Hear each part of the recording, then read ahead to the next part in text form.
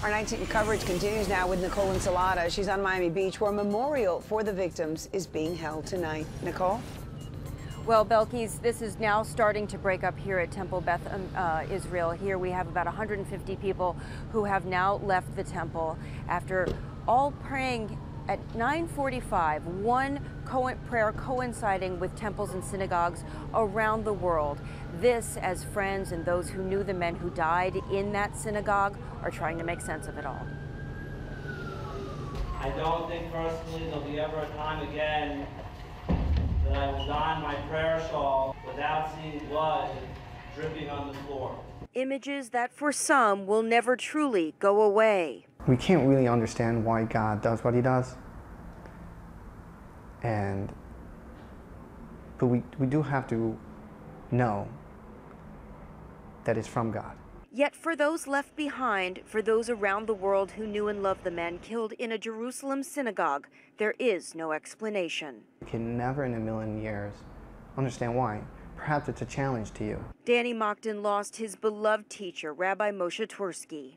With every single second, his eating, his sleeping, his learning, his praying, his moving, every moment was how can I possibly make a bigger and a better relationship to my God. Twersky, who trained rabbis in a Jerusalem seminary, hailed from a Boston suburb, the son of a Harvard professor who founded the school's Center for Jewish Studies. The Jewish tradition, there's no royalty, but if one could come close, he and his family, the Twersky family and the Soloveitchik family that is part of that larger family tree, is really revered and has been revered for generations. Murdered alongside Rabbi Twersky, Aryeh Kupinski, Avraham Goldberg, and Kalman Levine. Menachem Nissel knew them all, but was especially close to Levine. He was literally a Kansas hick. When I first met him 30 years ago, he was fresh out of Kansas.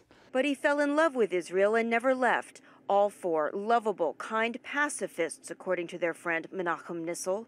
It was not possible for any of the four of them to have someone that didn't like them.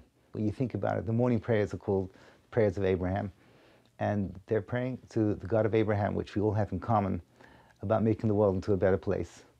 And that's when the terrorists chose to come in and to pull them down. And Menachem Nissel also tells us that that one of the men, Rabbi Kupinski, lost his 13-year-old daughter a year ago. So he says now the family is facing tragedy yet again. He also says that this happened in what is actually a very quiet neighborhood, largely untouched by violence. Now he says perhaps he's been naive. Reporting live in Miami Beach tonight, Nicole Ensalada, 7 News 19. All right, Nicole, stay with 7 News and WSVN.com for continuing coverage of this deadly synagogue attack.